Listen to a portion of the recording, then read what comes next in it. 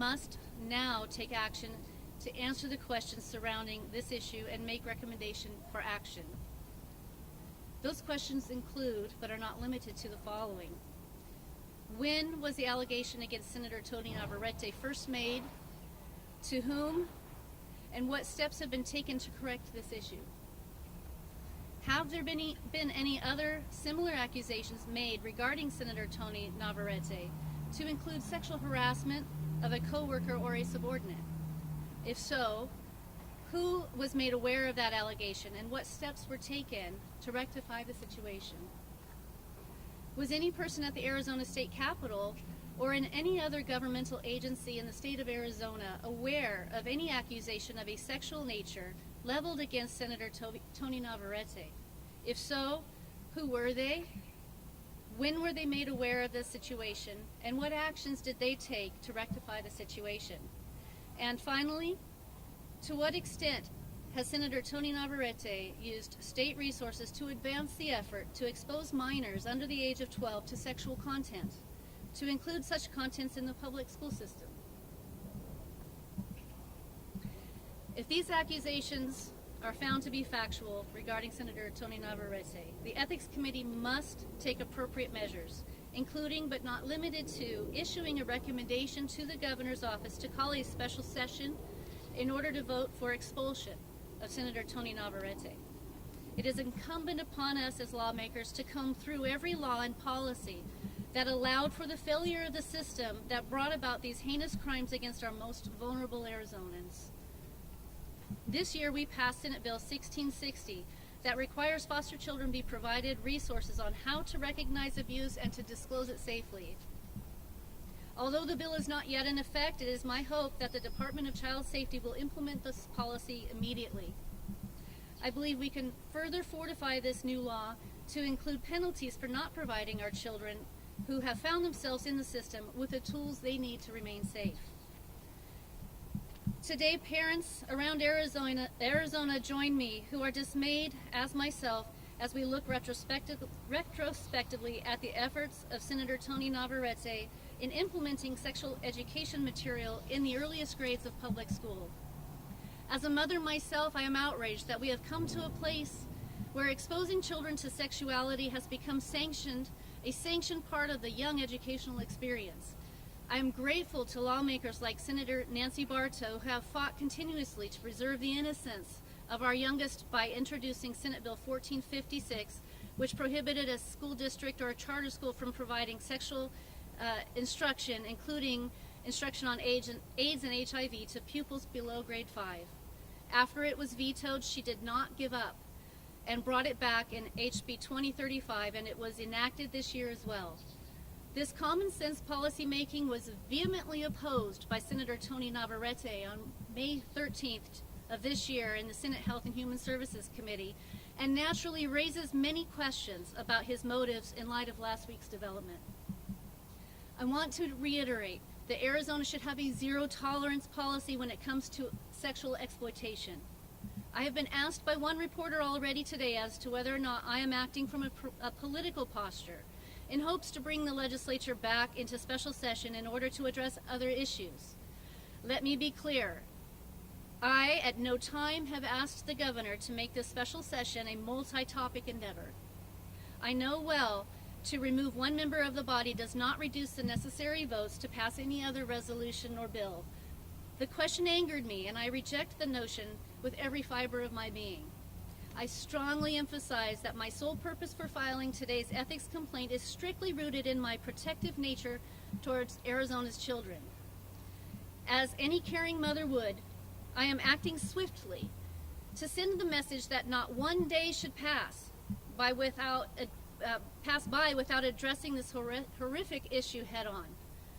As uncomfortable as it is, it must be addressed. I know that I'm not the only one who was grieved over the weekend at the news as to what has happened. I initially came out with the idea of innocent until proven guilty. However, upon learning about the police report with a confession and apology to the victim by Mr. Navarrete, there is no further room for any delay, and the time to act is now. Once again, this is not a partisan issue. I learned on a Friday that former Republican Representative David Stringer was accused of the exploitation of minors, and I filed an ethics complaint early the next Monday morning. I stand with Republicans and Democrats alike who will not tolerate sexual victimization. To those who have suffered this horrible crime in the past, I stand here today and I apologize to what has happened to you, and I take action on your behalf. This all too common crime needs to be exposed, and there needs to be swift and severe punishment to those who inflict it. And to the victims of Senator Tony Navarrete, know that we care about you and that we are proud of you for coming forward. I will do everything in my power to make sure that the laws are fortified in this state so this happens to no one else. Be healed quickly, my young friends. Thank you to all of you who listen and act with the conviction to say, not on my watch. Thank you and Godspeed. Senator Kelly Townsend.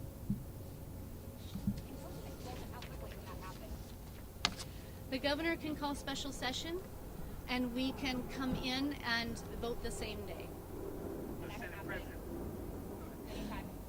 That could happen anytime, but I recommend that we do go through the process of the ethics committee. Have you heard anything back from the sense of response so far? I have not heard anything back just as of yet, but I did receive a photo from someone out of state that he was doing a conference somewhere, so he may not even be in the state at the moment.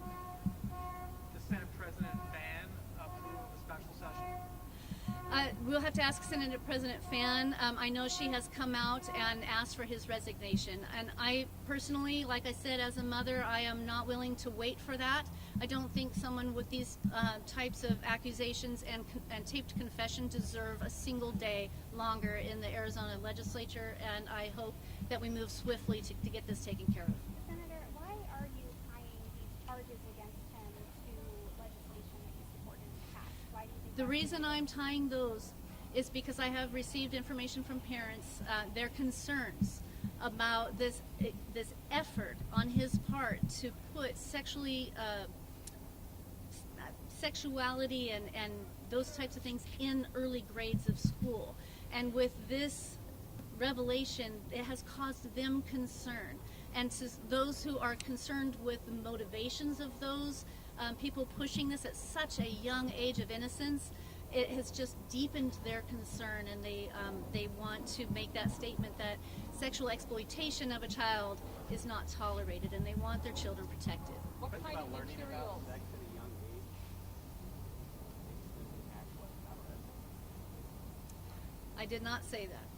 But you are. What I'm saying is that the concern among the parents of their children whom they do not want exposed to sexuality at a young age, this has only served to deepen their fears. So do you believe these children were exposed to this kind of instruction at a young age, and so that made them, say, more amenable to a predator like Tony Navarrete is alleged to be? That's not what I'm saying. You will have to ask the victims. If I reviewed the tape, I think that's what you were saying. I was saying that the parents are concerned about their children being exposed to sexual content at an early age. Do these people know anything about what these children have been exposed to? You will in their have to ask lives? the people. Then why are you repeating it? Do you know what they? Because do you know what they I see? am the voice of the people that I represent. The people who just say things. You'll have to ask them. What do you mean by sexuality, Senator? So we The passed bill talked about, I think, age appropriate. age. That's what we talked about the opt-in versus the opt-out. We had a long discussion in our committee about parents being able to opt in versus opt out, and the parents having access to the content of what was being shown to their children. And it was kind of an uphill battle to get that passed out of committee. There were several that were opposed to the idea that the parents should have ready access to the content that's being shown to their children. And Senator, your entire Democratic caucus in both the House and the Senate have supported different sex ed laws and are being supported by the Republican caucuses. Are you trying to say that every Democrat is suspect because of this? No, I'm not. But Navarrete is. What I'm saying is that I have been contacted by parents who are further concerned I would prefer this not to become about sex education, but that we need to focus on the fact that we have someone in our midst, in our body, who has been arrested and has confessed and apologized to his victim, and that needs to be swiftly taken care of. And if you'd make this about something else, and that's an unfortunate direction that you take this. With all due respect, you made it about sex education. We all heard you repeat this. You also brought up foster care. Are you aware whether these children were in foster care, Mr. Navarrete? Yes, I am. You're saying they were in the foster care? Mr. Navarrete disclosed to myself that they were his nephews and that they were foster children of his, that he was fostering them in the system. Do you know if they were kinship foster as opposed to more formalized foster? He did not go into such detail. He said that he was fostering his siblings' children. How long ago did you have that conversation? When we went to Southwest Key, which was probably 3 to 6 months ago, we talked about what needed to happen to protect children from predators. And he talked to me about how he was protecting his nieces and nephews from siblings. I don't know the details. Senator, none of us have been reporting on the relationship with these children to Senator Navarrete to protect the children. Do you have any qualms about sharing that? I was just asked, so I'm answering. Are you saying that the victims are? I don't know. I don't know if that's who the victims are. Do you fear that this seems to be open and shut? This confessed to it seems to me to be a slam dunk. Despite all that, do you fear that this may only be just scratching the surface, that there might be more victims out there? I can't speculate about that. I don't know. I think the justice system needs to take its course. But do you think there might be a possibility of more victims? I don't know. I don't know.